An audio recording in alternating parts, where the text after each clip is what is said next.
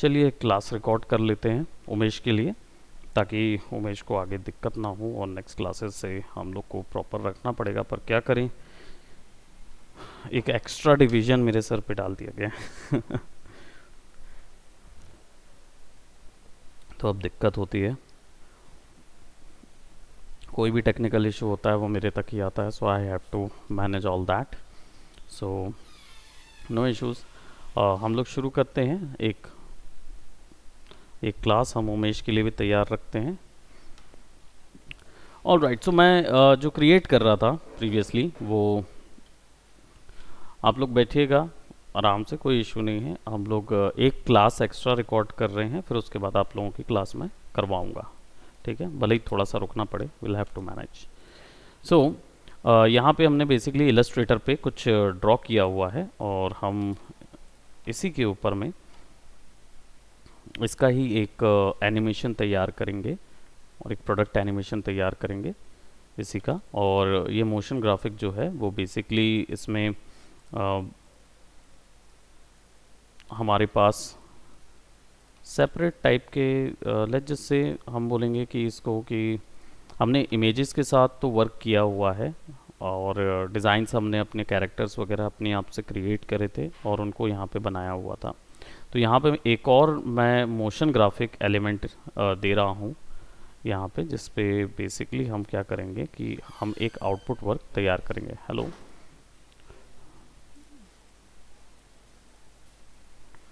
मेरे को बोल रहे हो क्या सर? नहीं, मैं एक्चुअली क्लास रिकॉर्ड करते जा रहा हूँ। डोंट डोंट वरी, अच्छा। है ना। तो क्योंकि उमेश तो चला गया है ना, और अचानक से मुझे जाना पड़ा, ये टेक्निकल इशू आ गया था उसके कारण, है ना। तो आप लोग की जो इसके बाद वाली क्लास है वो भी चलेगी, बट इसको भी मैं चलाऊंगा।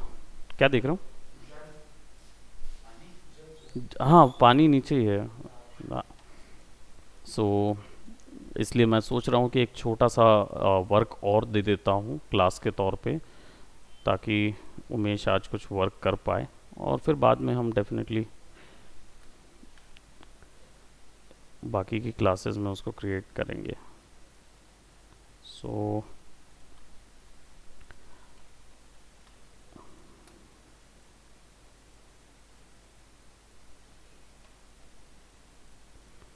ठीक है, तो हमने एक शेप सॉर्ट ऑफ क्रिएट किया हुआ है इधर पे, और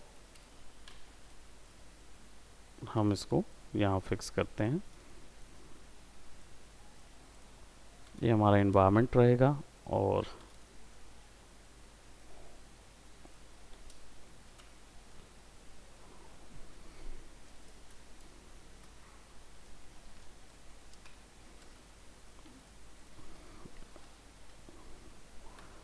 हम इसको थोड़ा सा चेंज करेंगे, अबाउट पर्सपेक्टिवली थोड़ा सा हम इसको,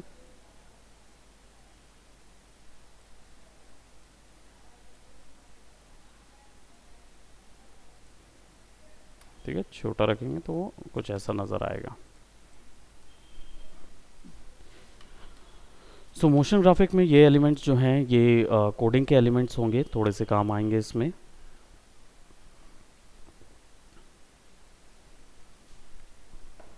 उनको भी हम इंक्लूड करेंगे इसके अंदर। एंड इसके लिए मैं कुछ सेपरेट शेप भी तैयार कर रहा हूँ। प्रॉबेबली इस तरीके का आर्टवर्क जो है वो लोगो एनिमेशन वगैरह में बहुत सारे काम आएंगे।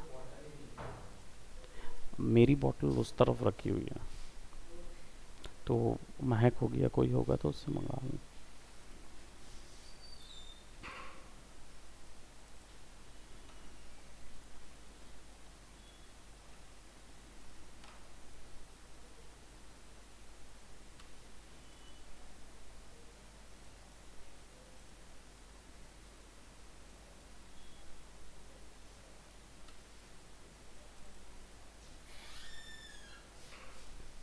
मिल गया?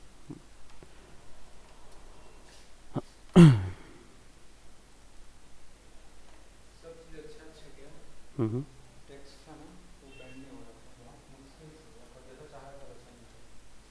हाँ,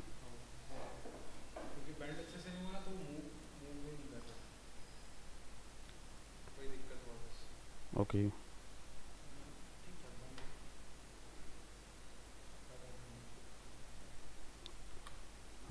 वो तो अच्छा दिख रहा था।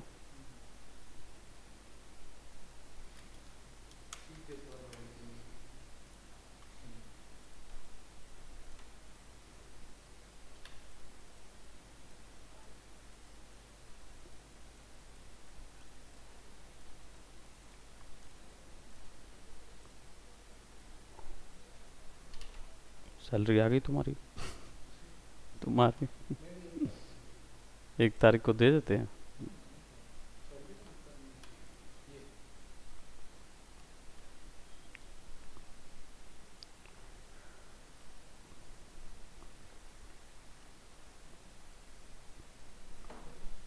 करेक्ट लग रहा है।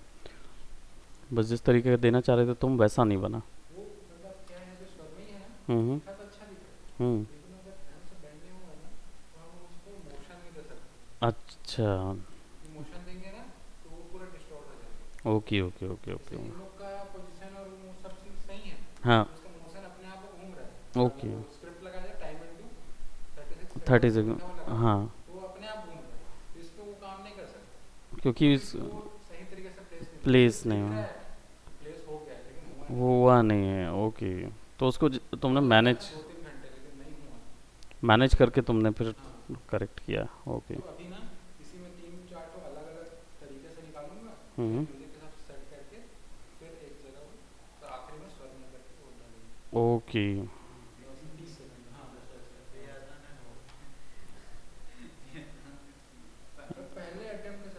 अच्छा है। बहुत अच्छा है पहले अटेम्प्ट के हिसाब से।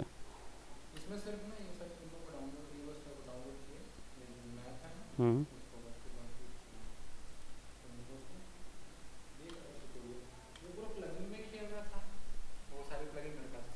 हाँ हाँ।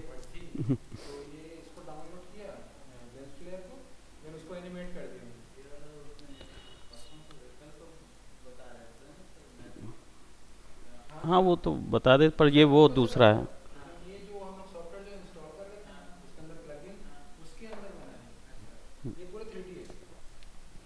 ओके सो अब बेसिकली मैं क्या कर रहा हूँ, इन शेप्स को अलग से एक्सपोर्ट कर लूँगा।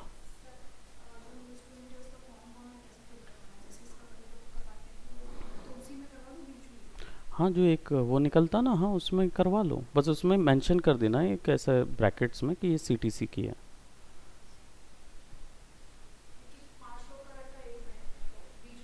हाँ वो लॉग शीट नहीं जाने वाली कहीं, अभी फ़िलहाल के लिए यही है, उसमें बस मेंशन कर देना सीटीसी। यहाँ पे एक्सपोर्ट सिलेक्शन करेंगे और एक एसेट हम यहाँ से निकाल लेते हैं, और आगे हमारे मोशन ग्राफिक का जो डी में फोल्डर है उसके अंदर पे इस एसेट को भी डाल देते हैं।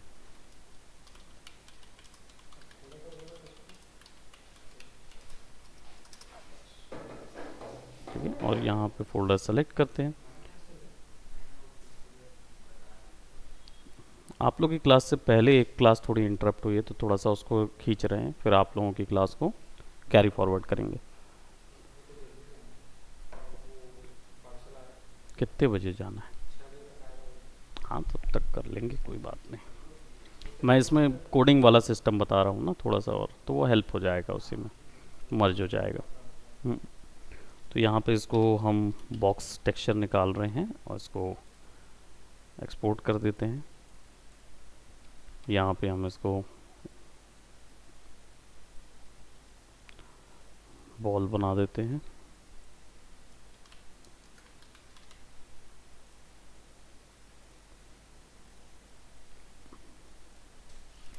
ये शेडोज़ हम वहाँ पे भी बना लेंगे।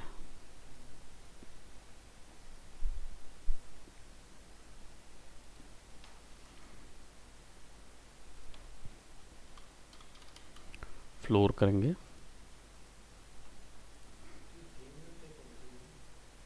ये वाली नहीं, ये बाउंसिंग एनिमेशन क्रिएट कर रहे हैं। ये मोशन ग्राफिक का थर्ड चैनल है, मतलब थर्ड टाइप का मोशन ग्राफिक है। हमने इससे पहले जो मोशन ग्राफिक्स क्रिएट किए उसमें हमने टेक्सटिंग एनिमेशन वगैरह किए थे, जो आप लोगों की क्लास में बहुत पहले लॉन्ग गॉन कंप्लीट कर चुके हैं हम लोग। तो इस क्लास में हम लोग अभी मोशन ग्राफिक विद कोडिंग शुरू कर रहे हैं। ठीक है, तो इधर पे हम क्या करेंगे, इन तीनों मोशन ग्राफिक्स को लेके आएंगे हमारा मैच मूव भी बचा हुआ है जो कि क्लासेस के दौरान हमें करना है, बट आज मैच मूव मैं इसलिए नहीं बता पा रहा हूँ क्योंकि आज थोड़ा सा व्यस्तता ज़्यादा है। और मेरे पास जो रेंडर है वो मैंने भेजा था कल, आई थिंक ग्रुप में देखे होंगे।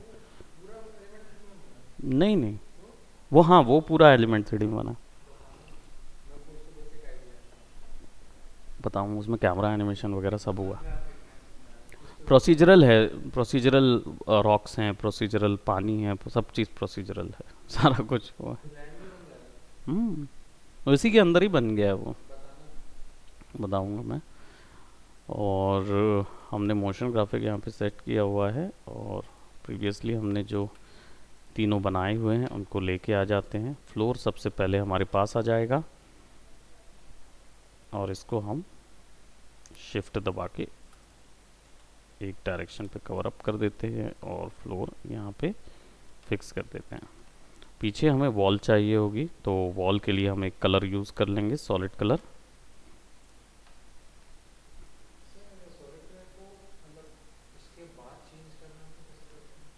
कंट्रोल शिफ्ट वाई, ये सेटिंग्स चेंज करनी हो तो, है ना। बाकी इसका शेप चेंज करना होगा तो वो नहीं होगा, है ना, वो मास्किंग से होगा। हाँ हाँ, तो कंट्रोल शिफ्ट वाई से हो जाएगा, और या फिर लेयर पे सॉलिड सेटिंग्स होता है उससे हो जाएगा, ठीक है। सो अब इसको यहाँ पे हम इसको पीछे लगा देते हैं, और कलर जो है वो थोड़ा सा लाइट कलर रखते हैं, राइट। और वॉल्स थोड़े से हैपनिंग रख देते हैं।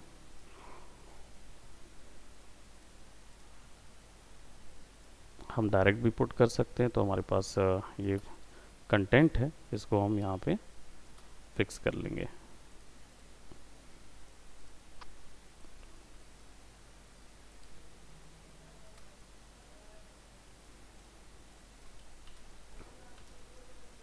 ठीक है, अब इसका जो बाउंसिंग एनिमेशन है,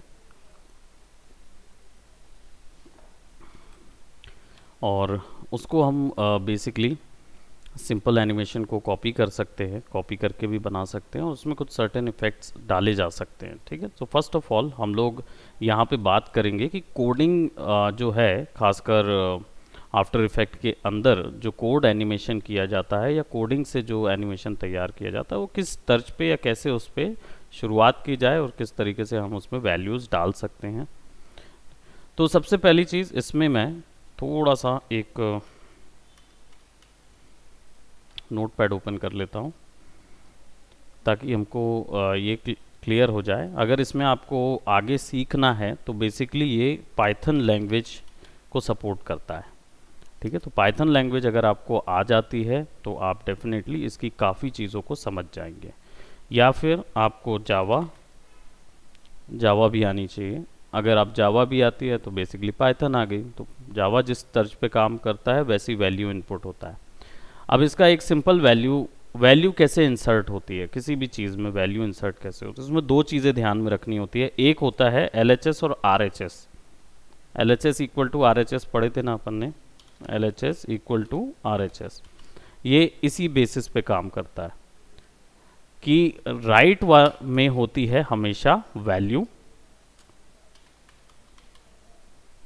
जो भी यहाँ पे वैल्यू, मैथमेटिकल वैल्यू आएगी, वही वैल्यू LHS के अंदर अप्लाई हो जाएगी, ठीक है। यही कोडिंग का सिद्धांत है, इनके आफ्टर इफेक्ट की कोडिंग का सिद्धांत, ठीक है। तो यहाँ पे होगा आपका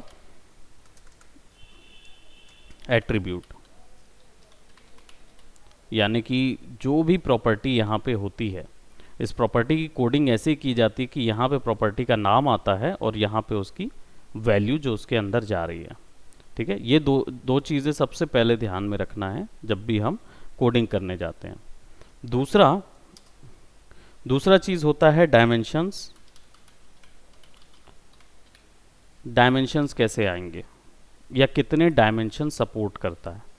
डायमेंशन क्या होता है, ये एक तरीके का टाइप ऑफ इनपुट होगा, या इसको मैं ऐसा बोलूं कि ये एट्रीब्यूट वैल्यू टेक करने के लिए तरीके होते हैं। जैसे कि कुछ एट्रीब्यूट होते हैं जो वन डायमेंशन वैल्यू लेते हैं। वन डायमेंशनल वैल्यू क्या होती है, जिसमें एक नंबर आता है बस, 1 2 3 4 5 50 60 70 80 90 100, ये जितने भी नंबर हैं ये एब्सोल्यूट नंबर है, राइट। तो वो सिंगल डायमेंशन है, इसमें और कोई वैल्यू है ही नहीं, तो वो आएगी, या तो ये वैल्यू आएगी, ठीक है। एक होते हैं जिसमें मल्टी डायमेंशन होता है। मल्टीपल डायमेंशन वैल्यू क्या होती है, जैसे स्केल हो गया, स्केल हो गया, ये मल्टीपल डायमेंशन वैल्यू हो गई। क्यों? क्योंकि इसमें स्केल दोनों तरफ बराबर होता है, एक्स और वाई दोनों जगह पे होता है, तो दोनों वैल्यू को एक ही साथ डालना पड़ता है, तो इसलिए मल्टीपल डायमेंशन वैल्यू है या सिंगल डायमेंशन वैल्यू है।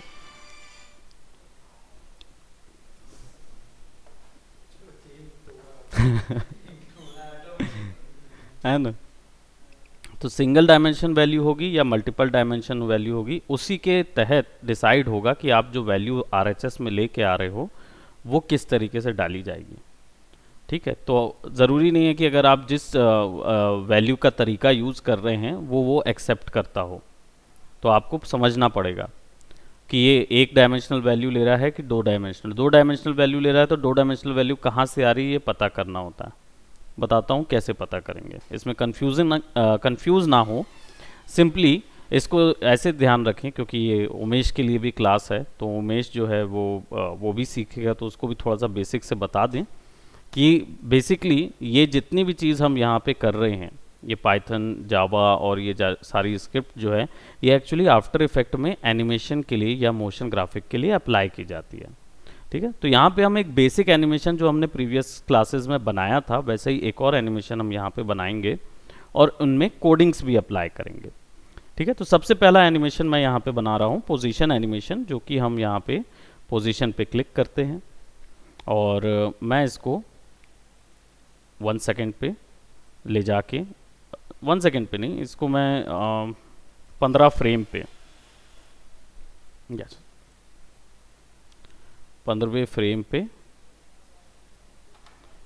ले जाके इसको मैं एनिमेट करूँगा नीचे शिफ्ट पे। जा रहे हो गया? कुछ बनाए हो? Show me. Hmm very nice. वो फ़ोन के कारण थोड़ा सा मुझे ज़्यादा ब्राइट नज़र आ रहा है। उसको वहाँ सेव कर लिया आपने? ठीक है, हम जाके वहाँ पे एक बार देख लेंगे। Okay, take care. Very good, doing good.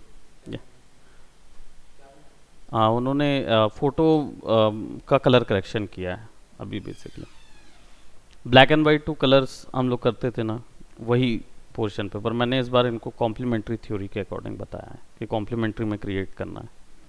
ये VFX प्लस के स्टूडेंट, ये लोग का पूरा बैच जो है वो VFX प्लस वाला है, ठीक है। तो हमने यहाँ पे क्या किया, एक नीचे एनिमेट किया और एक फ्रेम यानी कि वापस से हम इसको ऊपर ले जाते हैं, ठीक है। ये वैसे बाउंस होगा नहीं जनरली, बट हम इसको ऐसे ऊपर ले जाते हैं। तो अभी क्या हो रहा है, ये एक फॉर्म पे चलता जा रहा है। कीज कॉपी भी की जा सकती हैं, तो इनको कॉपी कर देते हैं, control V, control V,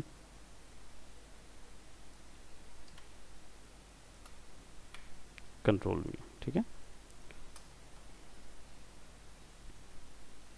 linear animation है, ना कोई इसमें बाउंस है, ना कोई स्ट्रेच एंड स्क्वाश हो रहा है, कोई भी चीज़ इसमें नहीं हो रही है।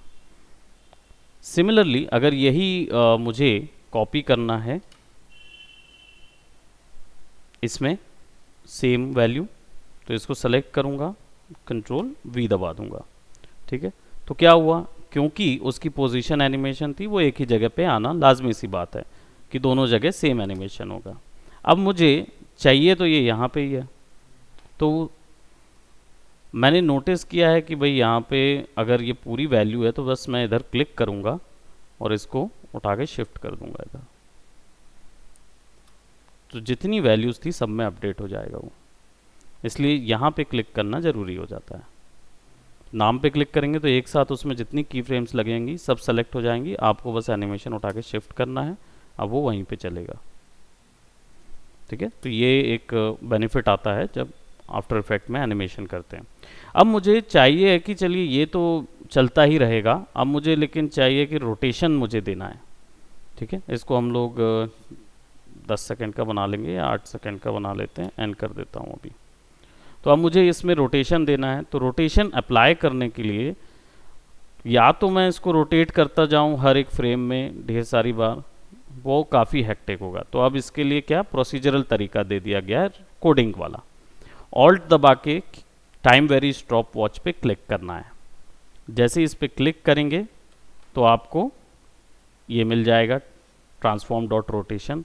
अब देखिए इसको थोड़ा सा हम खींच लेते हैं ऊपर, ठीक है, और इधर आ जाते हैं और ये पैनल को देखते हैं। देखो यहाँ पे टाइम डॉट रोटेशन है और यहाँ वैल्यू दिख रही है 1।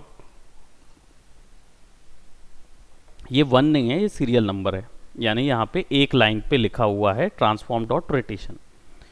अब ये क्या बता रहा है ट्रांसफॉर्म डॉट रोटेशन, यानी ये ट्रांसफॉर्म रोटेशन, ठीक है, इसके अंदर रोटेशन, और इस पे जो वैल्यू जाएगी इक्वल टू, वो कौन सी वैल्यू होनी चाहिए, क्योंकि रोटेशन जो होता है वो गोल गोल गोल घूमता है, तो किस वैल्यू पे काम करता, डिग्री वैल्यू पे, एंगल पे काम करता है। तो अब यहाँ पे अगर आप, मैं 50 डिग्री कर देता हूँ, ठीक है, तो जैसे ही अप्लाई होगा वो 50 पे चेंज हो जाएगा। देखो जैसे 0 था, अप्लाई करने के लिए कीबोर्ड से जो नंबर पैड है उसका एंटर दबाना है, गोल घुमा। तो अभी क्या है कि मैं कोई भी वैल्यू दूंगा तो वो उस वैल्यू पे गोल घूमेगा, यानी 45 कर दिया, 45 हो गया। लेकिन ये रोल नहीं होगा क्योंकि अभी एक ही वैल्यू डाले हैं, समझे स्वास्तिक। अब बार बार वैल्यू डालने के लिए क्या करना होगा, अब कॉमा देके वैल्यू डालने वाली जो स्थिति है, इसमें मान लीजिए हम कॉमा देते हैं, इसको 60 कर देते हैं, फिर कॉमा देते हैं और इसको 90 कर देते हैं, एंटर करेंगे तो क्या लिया उसने,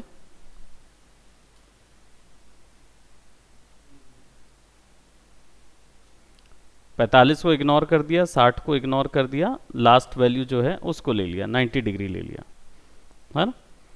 तो ये अभी ऐसे काम नहीं करेगा क्योंकि पाइथन में भी कॉमास काम करते हैं, लेकिन पाइथन में कॉमास कहाँ पे काम करेंगे, जब हम दूसरे आर्ग्यूमेंट बना के डालेंगे इसके अंदर। ठीक है, तो आर्ग्यूमेंट्स नहीं है ये क्या है, ये वो वैल्यू आनी चाहिए जो निरंतर बदलती रहे। तो निरंतर बदलने के लिए हमको कांस्टेंट एक सिस्टम डालना होगा। तो कांस्टेंट सिस्टम आपको पता ही है, ये टाइम सिस्टम होता है जो सबसे ज़्यादा कांस्टेंट होता है। टाइम क्या होता है, जनरली हमारे एडोब आफ्टर इफेक्ट में या हर सॉफ्टवेयर के अंदर एक क्लॉक चलती है। इनकी जब कोडिंग की जाती है तो आप जितना भी एनिमेशन और ये सब देखते हो, जब यहाँ पे क्लिक करते हो तो यहाँ पे जैसे ही मैं कर्सर रखता हूँ तो कितने सेकंड बाद वो खुलता है, 0.5 या 1 सेकेंड नॉर्मली उसके बाद ये ओपन होता है ना। तो ये कोड किया जाता है। अगर मैं इसकी कोड ना करूं और इस पर डायरेक्ट ओपन करने का दे दूं तो जैसे ही इस पर रखोगे हल्का सा भी एक पिक्सल भी आएगा ना, वो फट से सामने आ जाएगा, वो रुकेगा भी नहीं। अब वो नहीं रुकेगा, उससे प्रॉब्लम क्या होती है, उससे रैम की मेमोरी ज़्यादा खपती है, सॉफ्टवेयर जो है वो इफेक्ट होता है ना। तो आपका सॉफ्टवेयर हैवी हो जाएगा उसमें वर्क करने पे। तो आप फटाफट अगर कोई ओपन करोगे तो इसमें मेमोरी ज़्यादा चली जाती है। इसलिए क्या होता है, अंदर पे एक क्लॉक लगानी रहती है और वो क्लॉक बताती है कि 2 सेकंड में ओपन करो, 1 सेकंड में ओपन करो। तो वो क्लॉक को हम लोग कोडिंग लाइन में जिसका भी कोडिंग हुआ होगा उनके स्कूल्स या कॉलेजेस में, तो टाइमर्स बोलते हैं इनको, टाइमर लगे होते हैं। ठीक है, तो यहाँ पे भी इसका इटसेल्फ एक टाइमर होता है उसको एक्टिवेट करने के लिए, क्योंकि हमको एनिमेशन में उसकी ज़रूरत पड़ रही है। हमें चाहिए कि ओवर द टाइम वो रोटेट होता रहे, हमें केवल रोटेशन चाहिए। तो रोटेट होने के लिए फिर हमें क्या लगेगा, टाइम। ठीक है, अब यहाँ पे जितने भी आप देख रहे हो, ये डेटा की time, display start time, frames to time, get time, set time, speed time, time remap, फलाना ढिमकाना, बहुत सारे यहाँ पे दिखेंगे। ये सब टाइम से रिलेटेड क्या करेंगे, इनको क्या बोलेंगे, ये होते हैं कांस्टेंट हैं। कोडिंग लाइन में कांस्टेंट का मतलब ये होता है कि ये वो नाम होते हैं जिनको बदला नहीं जा सकता, और हर एक के अंदर एक सर्टेन प्रॉपर्टी और इफेक्ट अलग अलग डला होता है। ठीक है, तो ये कांस्टेंट होता है, टाइम है। अब इसको मैं एंटर करता हूं, ठीक है, और अभी कीबोर्ड से एंटर करता हूं, तो देखो यहाँ पे गौर करना, ये वैल्यू ना जैसे ही टाइम पे बढ़ाते जा रहा हूँ ना, वो वैल्यू बढ़ती जा रही है, लेकिन आपको यहाँ पे कोई चेंज नहीं नज़र आएगा। बदलाव इसलिए नहीं नज़र आएगा क्योंकि ये टाइम भर डला है, यानी टाइम की वैल्यू जा रही है रोटेशन के अंदर, ट्रांसफॉर्म डॉट रोटेशन के अंदर टाइम की वैल्यू जा रही है। अब टाइम कैसे काउंट हो रहा है, पर फ्रेम पे, पर सेकंड पे एक काउंट हो रहा है, पर सेकंड पे एक काउंट होता है ये। तो पर सेकंड पे कितने, 30 फ्रेम का एक सेकंड है हमारा, 8 सेकंड पे कितना होना चाहिए, 8 होना चाहिए, तो 8 पे गए तो 8 हो गया। 8 डिग्री कितना होता है ना, कुछ नहीं होता, करेक्ट है ना, 8 डिग्री कुछ नहीं होता, कोई वैल्यू नहीं होती। तो हमको इसको क्या करना होगा, मल्टीप्लाई करना होगा, ताकि एक सेकेंड में मुझे ज़्यादा से ज़्यादा वैल्यू आए। तो ओवर द टाइम बढ़ाने के लिए मुझे यहाँ पे इसको मल्टीप्लाई करना होगा, मल्टीप्लाई बाय 10 कर देते हैं, यानी प्रति सेकंड 10 डिग्री बढ़ेगा, तो 8 सेकंड में 80 डिग्री हो जाना चाहिए। तो इसको हम क्या है, एंटर करते हैं, इसको प्ले करते हैं, बढ़ा नहीं,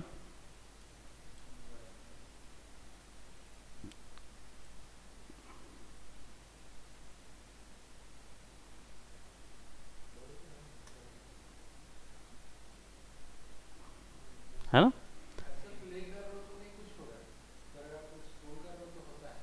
वो हो रहा है, लेकिन 80 डिग्री पे जा रहा है ना, ये देखो, ये अभी यहाँ है,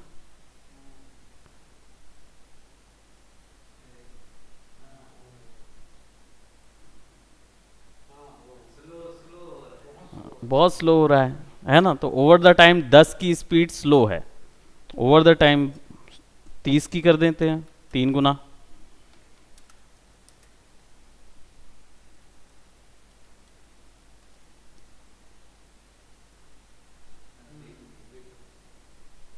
है ना। अब अगर मैं इसको कर दूं कि एक सेकंड में ये एक पूरा चक्कर ले ले, तो 360 डालना होगा,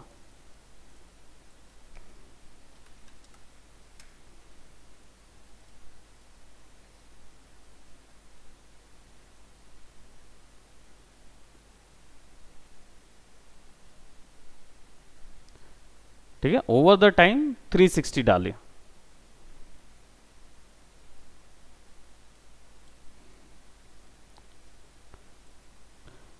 तो लेफ्ट साइड पे राइट साइड की वैल्यू जाएगी बराबर। अब यही चीज हमने अभी जो रोटेशन था वो हमारा सिंगल डायमेंशनल वैल्यू कैलकुलेट करता है, यानी सिंगल डायमेंशन एक्सेप्ट करता है।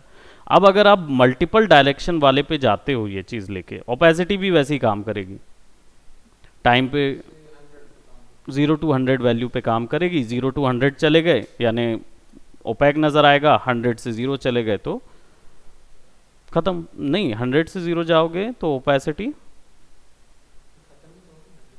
हाँ 100 से 0 पे खत्म हो जाएगी, इन ट्रांसपेरेंट हो जाएगा, ठीक है। सो अब अगर हम सिंगल डायमेंशन से हट के मल्टीपल डायमेंशन में, एक और सिंगल वाले में डाल ही देते हैं, तो मैं एक और इफेक्ट बता देता हूँ ताकि ये इफेक्ट जो है वो उमेश भी यूज़ कर पाए। और ये इफेक्ट होता है इक्वल टू विगल, है ना। विगल अपने नाम की ही तरह विगल करेगा। विगल क्या होता है, इसका मतलब ये होता है ये डेफिनेटली विचित्र होता है, और बेसिकली ये इसकी जो वैल्यू है ये एक रेंज से दूसरी रेंज पे जाएगी और दूसरी रेंज से वापस पहली रेंज पे आ जाएगी। तो अगर आपको कोई ऐसा इफेक्ट चाहिए है जिसमें एनालॉगियल वेव चल रहे हो, एनालॉग क्या होते हैं, जो साउंड वेव की तरह चलता हो, कभी भी ऊपर वैल्यू हो जाए और कभी वैल्यू नीचे हो जाए, हाँ कभी ऊपर हो जाए कभी नीचे हो जाए, ये ऐसी वैल्यूज़ लहर जैसे जो चलती रहती है उनको विगल बोला जाता है। तो ऐसी वैल्यूज के लिए अब ओपेसिटी है 0 to 100 जाएगी, 100 से होना चाहिए। हम्म।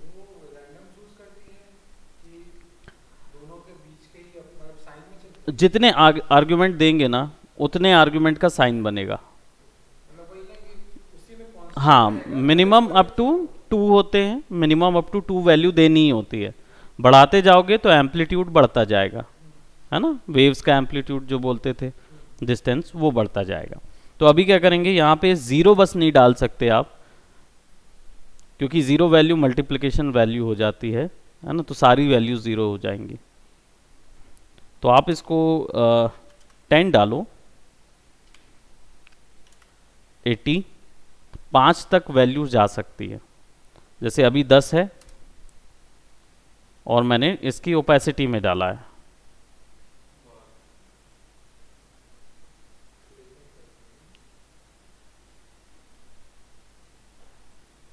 हाँ, एग्जैक्टली exactly। ये 80 तक ही जा रहा है, 80 से ऊपर नहीं जा रहा है। 10 से 80, 80 से 10। अगर इसको मैं ज़ीरो कर दूं,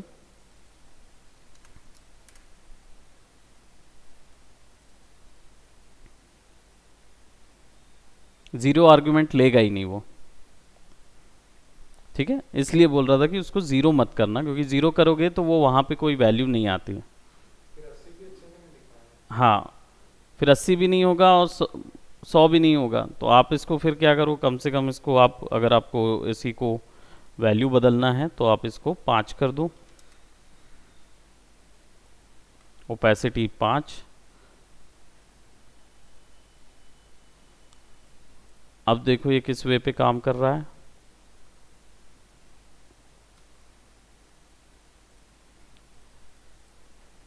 मल्टीप्लाई बाय 90, 90 नहीं, इसको 40 कर देते हैं, और फिर 90, फिर 100। कितने डायमेंशन हो गए, 5। इससे ऊपर जाएगा तो क्या होगा, एरर आएगा। एरर आया, ये यहाँ पे दिखा देता है छोटे से येलो कलर में। जब इसको क्लिक करेंगे तो आपको ये बता देगा कि भाई देखो, maximum up to 2 to 5 arguments जा सकते हैं, है ना। उसके उसके बीच में ही रखना है। 1 आर्ग्यूमेंट डालेंगे तो भी काम नहीं करेगा, और 6 आर्ग्यूमेंट डालेंगे तो भी काम नहीं करेगा। आर्ग्यूमेंट मतलब ये डिविजन्स होते हैं, रेंज डिविजन्स। और किसी भी इसमें अगर आप आर्ग्यूमेंट डालोगे, यानी कि किसी भी ब्रैकेट्स के अंदर कॉमास में डालते हो, तो कोडिंग लाइन में उसको वो आर्ग्यूमेंट ही कंसीडर करता है, उसको आर्ग्यूमेंट मानता है वो। ठीक है, अब क्या होगा, वैल्यू बहुत ज़्यादा फ्लिकर करेगी।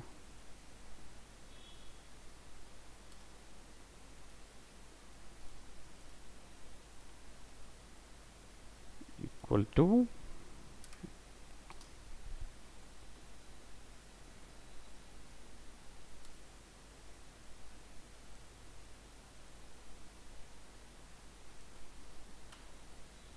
इसको डिफरेंसेस थोड़े बढ़ा देते हैं। 5 से 20, 20 से 40, 40 से 90, 90 से 100, फिर वापस आएगा।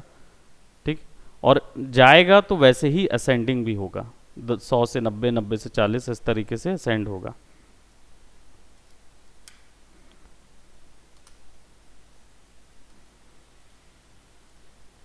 ये वैल्यू गड़बड़ है, 100% वैल्यू और 0% वैल्यू दोनों में गड़बड़ी आ रही है। इसको मैं आगे में फिर से 30 कर देता हूँ।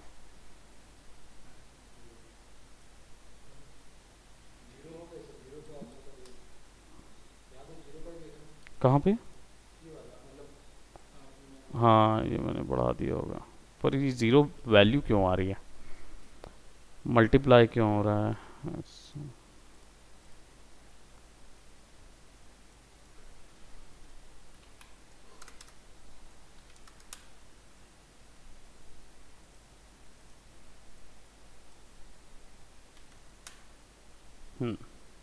असेंडिंग ऑर्डर में ही वैल्यू होनी चाहिए।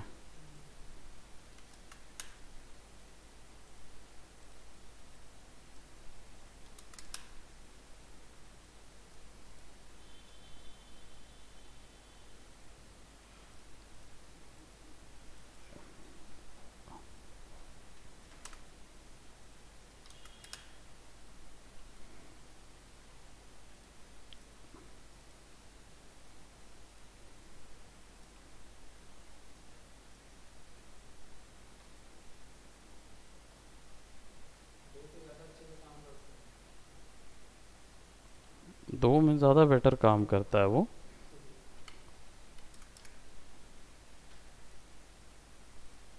लेकिन यहाँ पे ना अपडेट में दिखा नहीं रहा है वो,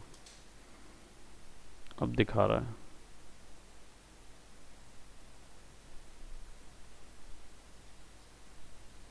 बहुत कम बार ऊपर नीचे हो रहा है। तो विगल जो है वो, और ये नहीं है कि विगल ओपेसिटी में ही डाला जा सकता है या रोटेशन में टाइम ही जाएगा, है ना। ये इसलिए बता रहा हूँ कि ये सिंगल डायमेंशन वैल्यूज टेकर हैं, ठीक है, एक डायमेंशन वैल्यू लेते हैं ये। Scale on the other hand two dimensional values होती हैं। स्केल में दो डायमेंशन डालने पड़ते हैं, यहाँ पे एक डायमेंशन डालना पड़ रहा है, यहाँ पे भी एक डायमेंशन डालना पड़ रहा है, लेकिन यहाँ पे दो डायमेंशन, पोजीशन भी दो डायमेंशन होता है।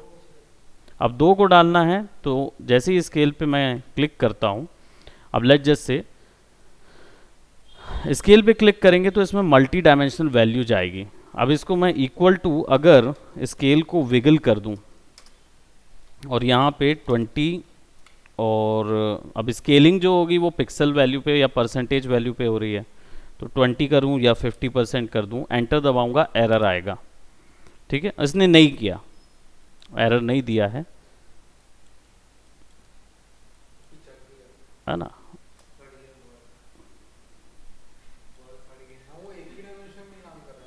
हाँ, तभी वो एक साथ छोटा बड़ा होगा ना, जब स्केल होगा, अभी वो एक ही डायरेक्शन पे जा रहा है, वो एक्स पे भी जा रहा है और या वाई पे भी जा रहा है।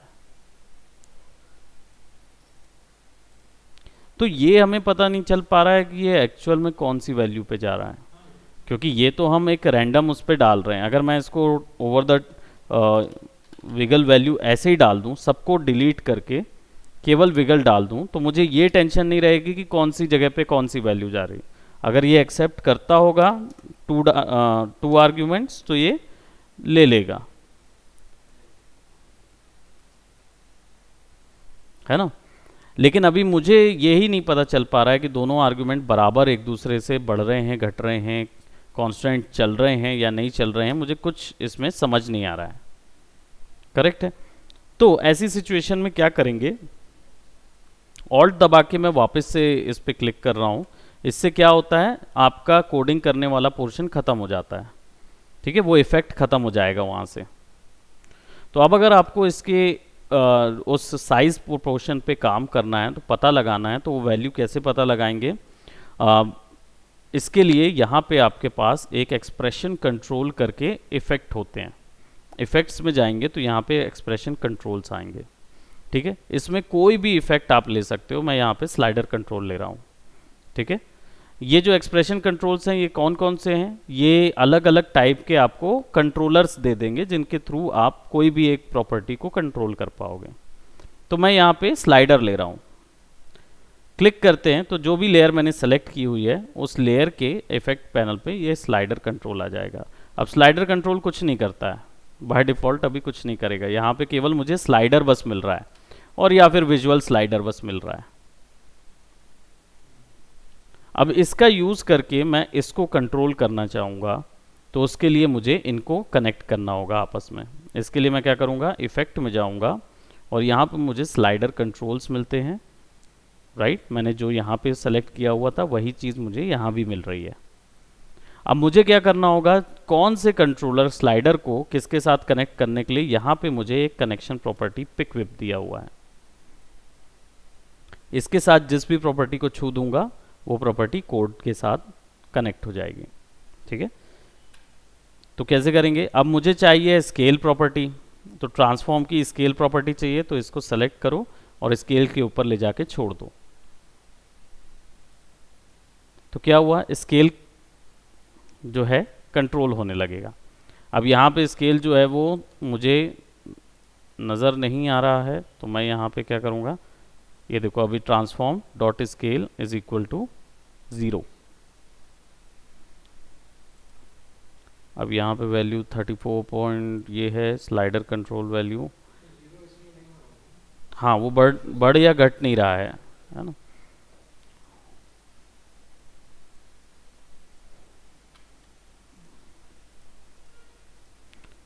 ठीक है, इसकी वैल्यू निकालने के लिए, स्केल वैल्यू को निकालने के लिए हमको एक और एक्सप्रेशन कंट्रोल में जाते हैं, colour control, layer control,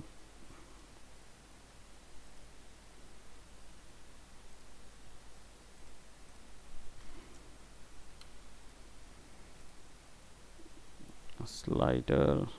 okay, इसको अगर मैं रोटेशन पे सेट कर दूं तो देखो ये पूछता है एक्स वाई रोटेशन, तो इसको मैं अगर स्केल पे सेलेक्ट कर दूं तो इसने पूछा नहीं ये वैल्यू को, जो कि सिंगल वैल्यू को ये उठा ले रहा है। जैसे पोजीशन को भी पूछूंगा ना तो ये पूछेगा कौन सी पोजीशन पे डालना है, एक्स वाई और जेड पोजीशन पे, है ना। अगर एक्स पोजीशन कर दूंगा इसको तो ये आ जाएगा transform dot position x.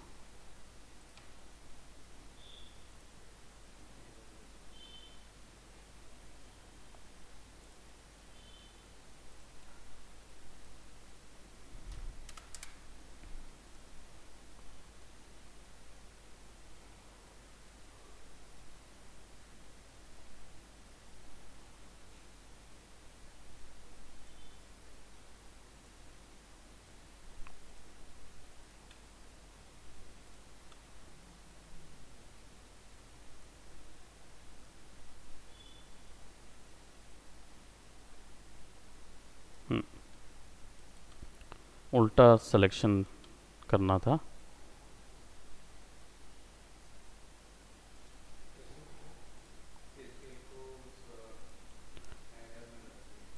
Scale को हमने सेलेक्ट कर दिया स्लाइडर से, तो अब स्लाइडर जो है ना वो कंट्रोल करेगा स्केल को। हाँ उल्टा हो गया स्लाइडर से।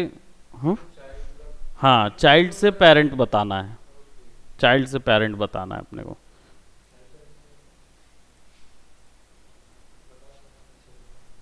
चाइल्ड पेरेंट रिलेशनशिप का मतलब होता है, सिंपल सा है कि कोई भी सॉफ्टवेयर लाइन पे, 3D सॉफ्टवेयर हो, 2D सॉफ्टवेयर हो, माया मैक्स, कोई भी चीज़ पे काम कर रहे हैं, इनमें हर एक में चाइल्ड और पेरेंट एक रिलेशनशिप बनाना पड़ता है, जिसकी मदद से क्या होता है, एक ऑब्जेक्ट दूसरे ऑब्जेक्ट को फॉलो करता है।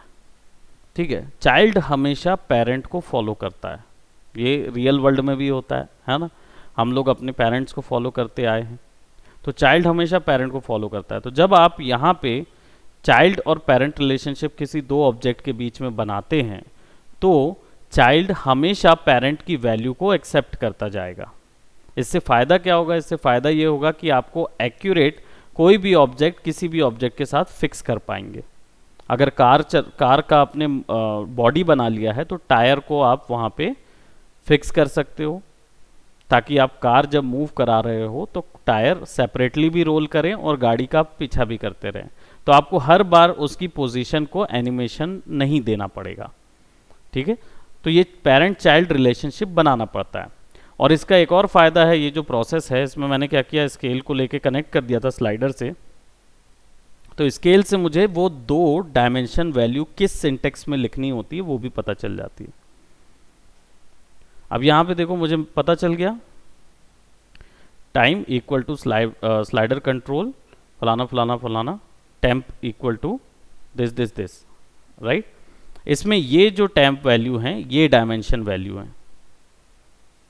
ठीक है, अब अगर इसको समझना है तो मैं अगर इसको यहाँ पे टेम्प की जगह टाइम कर दूं,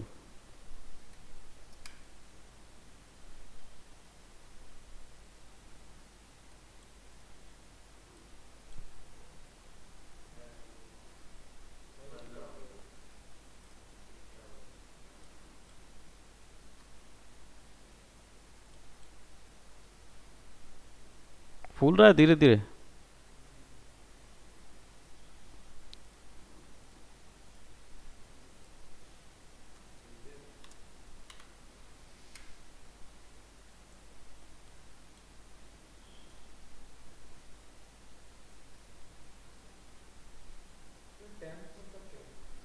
टेम्प यहाँ पे डायमेंशन की वैल्यू बता रहा है, एक्स वाई डायमेंशन जो एक्सेप्ट कर रहा है स्केल, तो पहला वाला टेम्प जो होगा वो एक्स डायरेक्शन होगा और दूसरा वाला जो है वो वाई डायरेक्शन होगा, और वाइस वर्सा, यानी देखो ये वाला डायरेक्शन जो है, ये वाला टेम्प इसकी वैल्यू ये है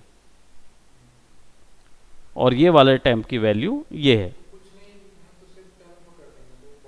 टेम्प कर दो तो वो बढ़ेगा ही नहीं, उसकी जो वैल्यू तुमने यहाँ सेलेक्ट की हुई है वही वैल्यू वहाँ पे चलेगी।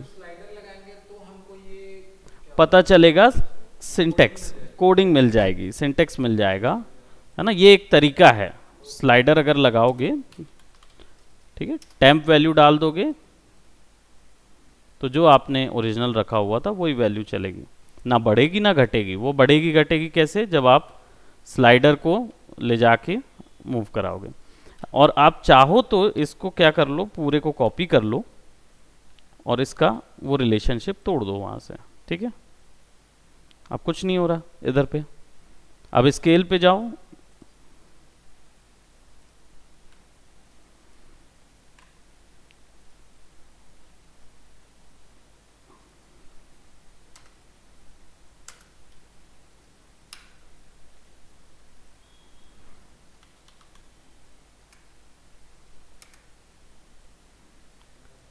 एरर आएगा। ऑब्वियस सी बात है कि यहाँ पे कौन सी वैल्यू, कौन से इफेक्ट पे वो वैल्यू अप्लाई करना है वो चीज़ बताना होगा, है ना।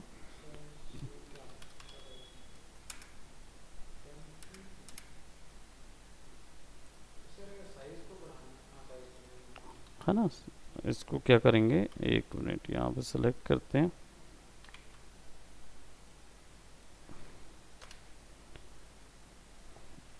अब ये कनेक्ट कर रहा था,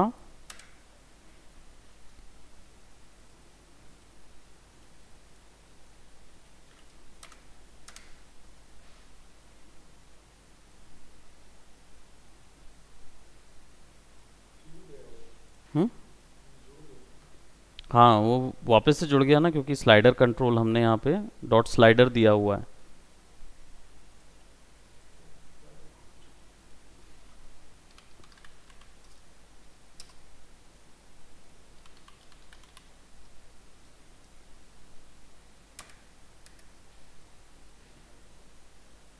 बिल्कुल चेक तो करें क्या एरर आ रहा है।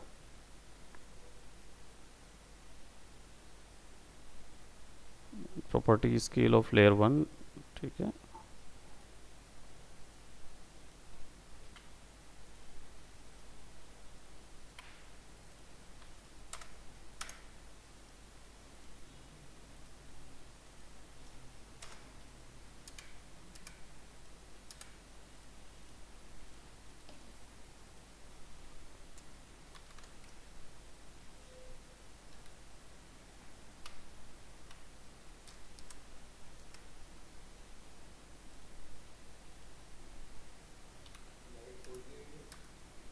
कौन सा,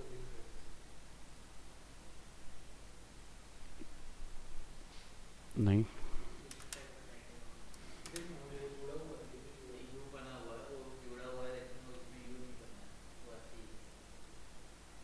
transform dot scale equal to,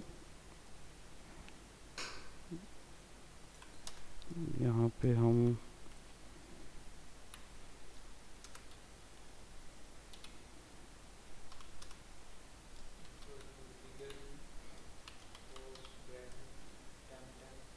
temp comma temp, दो वैल्यू को सेलेक्ट करने के लिए होता है ना, तो यहाँ पे, हाँ हाँ, right, transform dot scale dot transform dot scale, scale का टेम्प टेम्प, और लास्ट में लगता है ये टर्मिनेटर। नहीं, कुछ एरर बता रहा है, वो रेंज से बाहर हो रहा है वो। कॉम डिफाइंड, इसको मैं अगर किसी और दो डायमेंशनल वैल्यू से इसकी वैल्यू उठाई जाए, या फिर इसको आइसोलेट करना हो तो इसको टेम्प कर सकते हैं और इधर पे क्या करेंगे, क्लिक करेंगे और यहाँ आ जाते हैं। ये जो हिस्से हैं ये इसकी कोडिंग के सारे जितने आफ्टर इफेक्ट समझता है उतने एक्सप्रेशन यहाँ पे दिए हुए हैं। ठीक है, इनमें से मल्टीपल वैल्यूज़ का कोई एक एक्सप्रेशन अपन चेक करते हैं कि कहाँ पे रखा हुआ है। ठीक है, तो यहाँ पे मैं लेयर्स में जाके देखता हूँ, सब ऑब्जेक्ट विड्थ हाइट। ठीक है, इसको हाइट को लेंगे तो ये हाइट का एक वैल्यू आ जाएगा।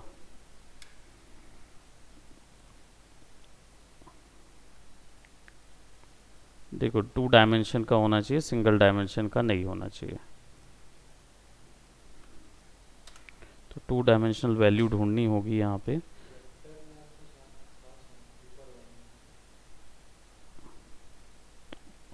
अदर मैथ भी है, वेक्टर मैथ में हमारे पास है ना।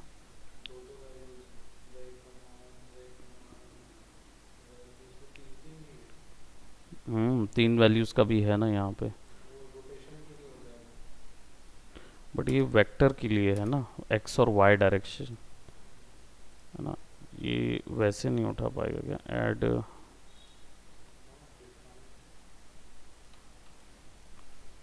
वेक्टर क्या है, मतलब वेक्टर 1। तो यहाँ पे एंटर करके अगर हम यहाँ पे लिखते हैं वेक्टर 1 इक्वल टू 2 है ना, और वेक्टर 2 इक्वल टू 1 कर देते हैं। नहीं, क्योंकि यहाँ पे ये वैल्यू ऐड तो हो रही है लेकिन किस पे ऐड करनी है। हाँ, transform dot scale equal to vect और लास्ट में टर्मिनेशन लगना चाहिए।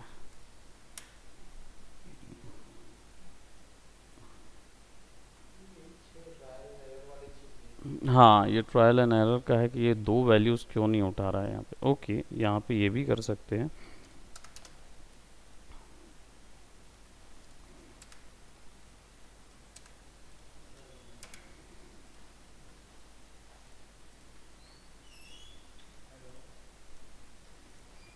स्केल के अंदर स्केल की इक्वल टू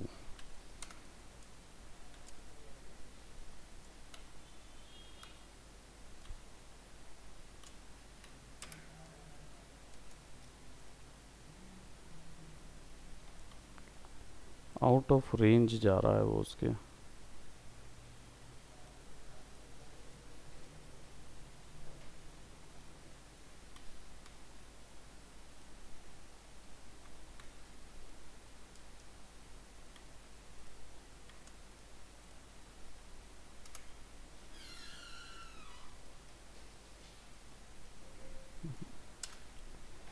एक्सप्रेशन की सब ऑब्जेक्ट सोर्स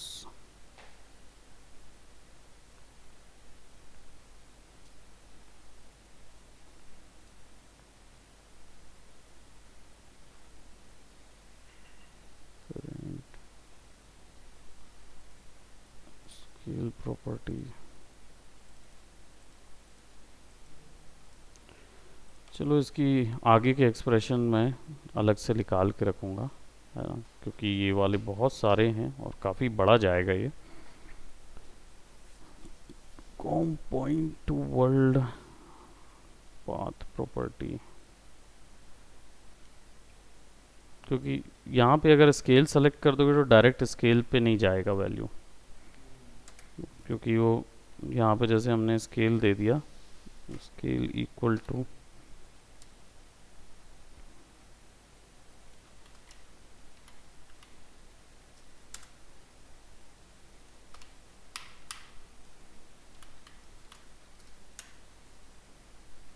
दो डायमेंशनल चाहिए उसको।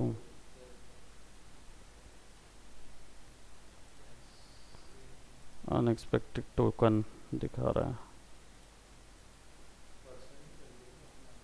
हम्म,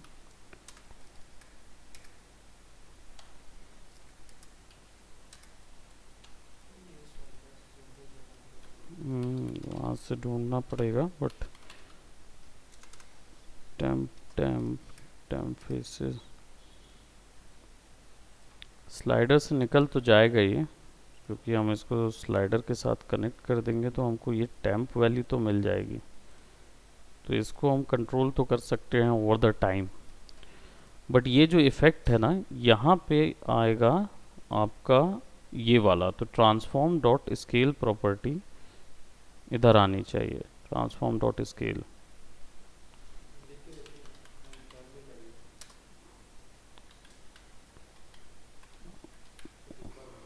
हाँ, फॉर्म डॉट स्केल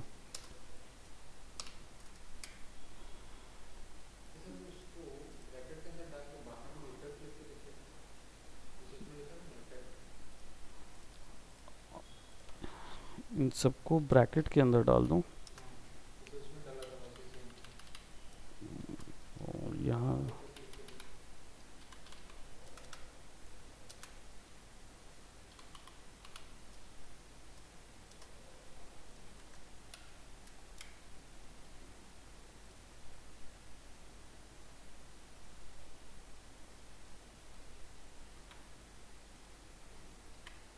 ये एक्चुअली में इफ़ेक्ट मालूम कहाँ का इफ़ेक्ट है, ये यहाँ का इफ़ेक्ट है। तो इसके अंदर तो स्केल है ही नहीं, वो ट्रांसफॉर्म के अंदर है ना। तो इसको इफ़ेक्ट की जगह यहाँ ट्रांसफॉर्म होना चाहिए। हाँ,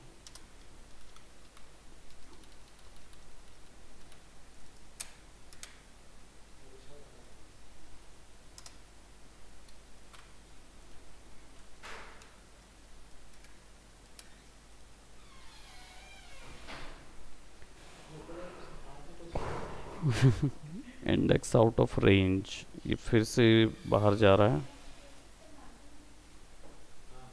हाँ, वैसे नीचे भी और सारे ढेर सारे मार्कर हैं, अभी इसको ले जाइए वहाँ पे नीचे वाले को ले सकते हो।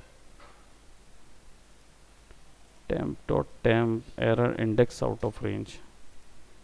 चलिए इसको और आगे देखेंगे, ये बहुत सारे हैं इसमें। तो दिस कॉम्प करके भी सेलेक्ट कर सकते हैं, this comp height and width. तो यानी कि इस कॉम्पोजिशन के अंदर पे जाएंगे, है ना। हाँ, दिन मानता नहीं, इच्छा तो रहती करते जाओ।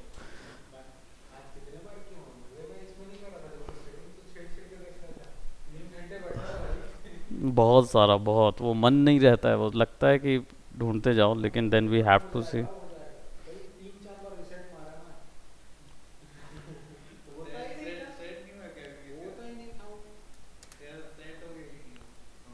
ये देखो अब थोड़ी देर के लिए एरर गायब हो गया था।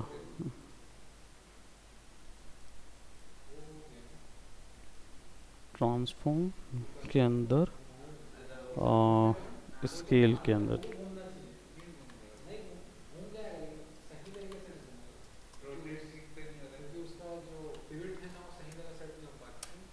ट्रांसफॉर्म के अंदर ट्रांसफॉर्म डॉट स्केल। ओके, तो यहाँ पे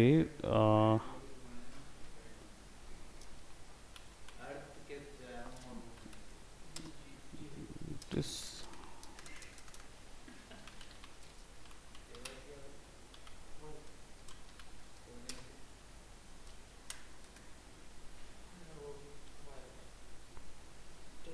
this layer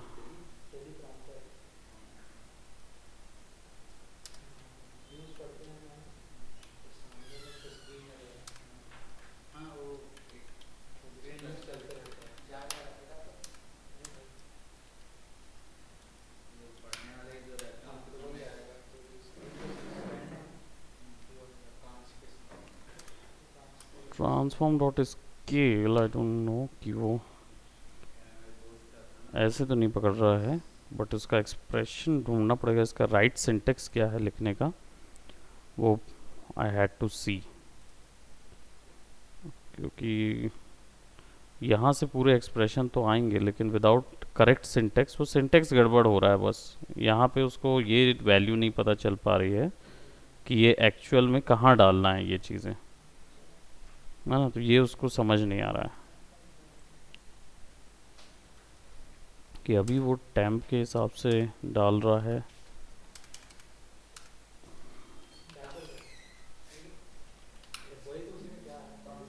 transform dot scale यहाँ पे डालें, transform dot scale equal to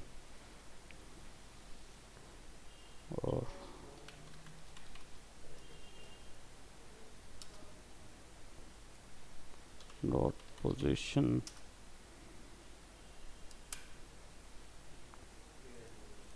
position की कौन से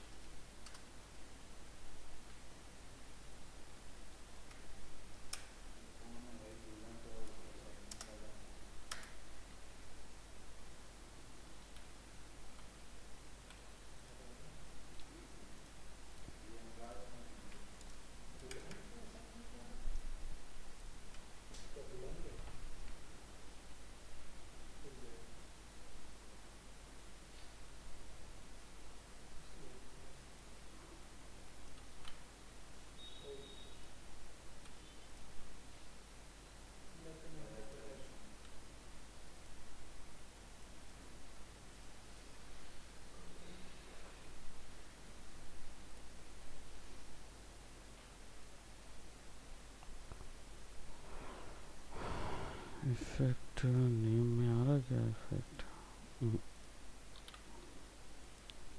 ट्रांसफॉर्म डॉट स्केल तो आ रहा है इस लेयर के अंदर, और इसकी वैल्यू जो है वो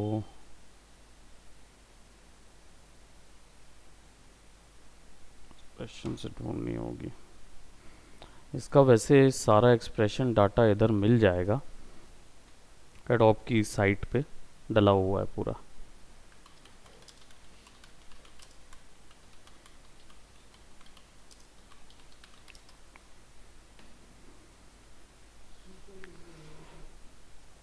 तो एक्सप्रेशन इसकी एडोब की साइट में कंप्लीट तैयार है। अगर आपको यहाँ पे सिंटेक्स ना मिले ना तो यहाँ मिल जाएंगे, आगे जाके देख सकते हो। वो विगल वगैरह डालना बताया हुआ है उसने। ये है दो प्रॉपर्टीज़ का।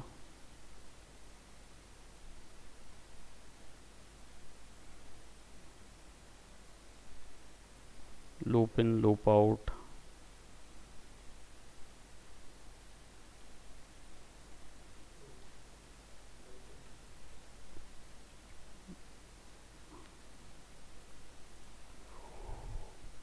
देखो यहाँ पे पूरा दिया हुआ है। तो इसको ज़रूर थोड़ा सा देखना पड़ेगा। मुझे एक्चुअली में वो चेक करना पड़ेगा कि दो ओरिजिन वैल्यू कैसे नहीं जा रही है। पोजीशन डॉट विगल ये सब तो आप आसानी से डाल लोगे। Single dimension value, multiple dimension value क्यों नहीं जा रहा है।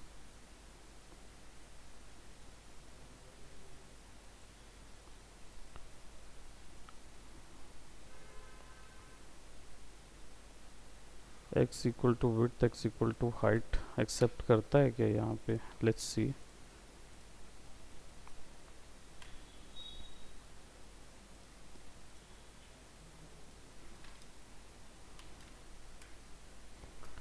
नहीं, विड्थ की जगह वैल्यू डालनी होगी, तो इधर मैं 50% वैल्यू डाल देता हूँ।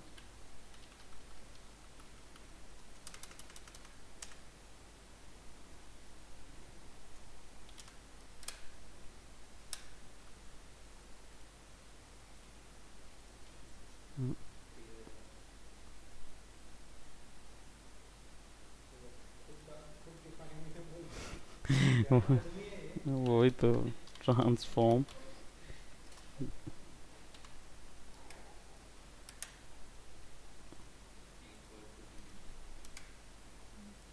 नहीं, हाँ, x50 y60, अब वो डल पाएगा वैल्यू।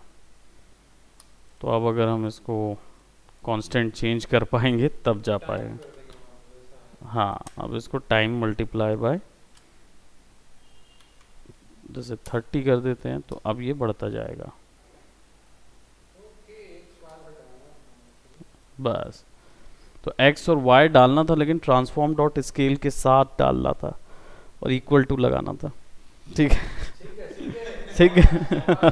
फाइनली हमने एक चीज़ तो देख ली कि ये, बधाई हो, बधाई हो, क्योंकि हमें ये सिंटेक्स सीखना बहुत ज़रूरी हो जाता है। बहुत मुश्किल से मिलते हैं ये सिंटेक्स, है ना। तो ये लिंक जो है, आज पार्टी होगी, चिकन पार्टी स्टिंग।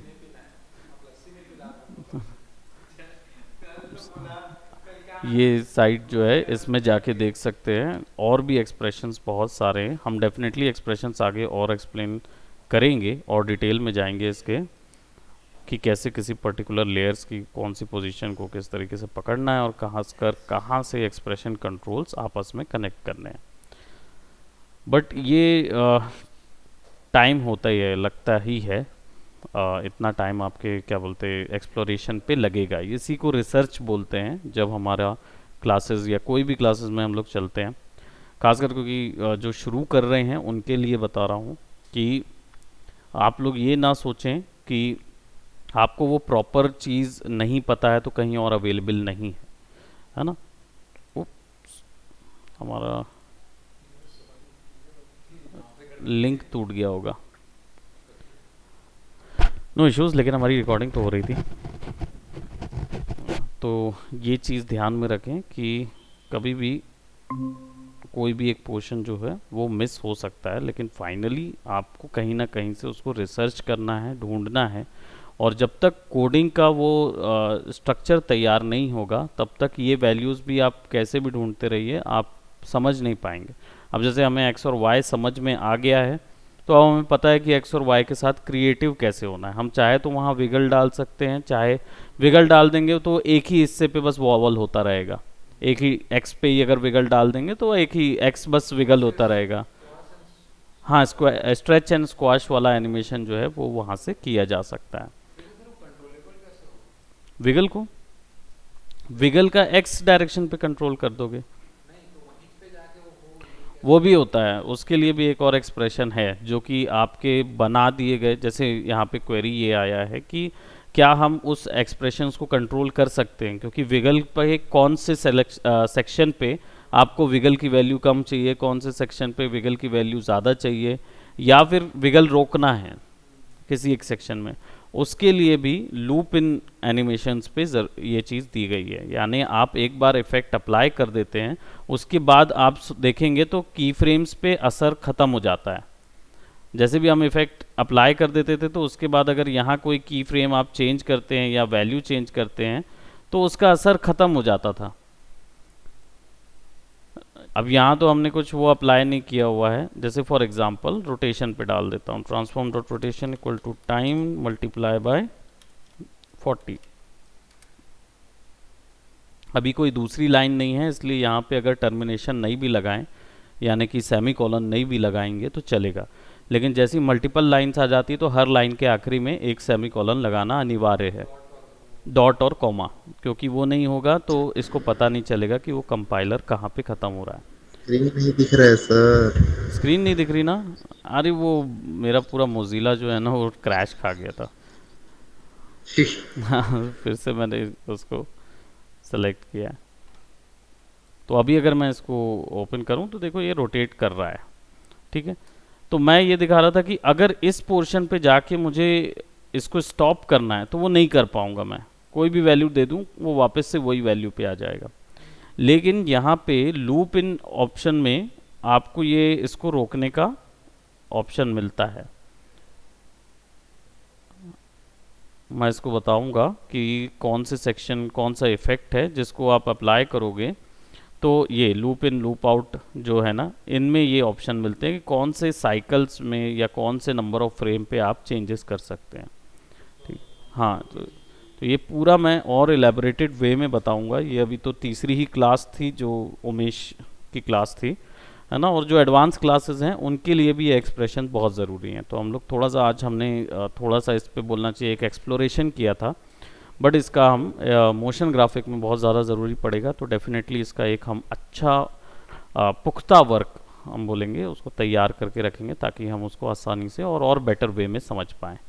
ठीक है, सो इसको आज यहीं तक करते हैं। That's it for today, bye bye, take care.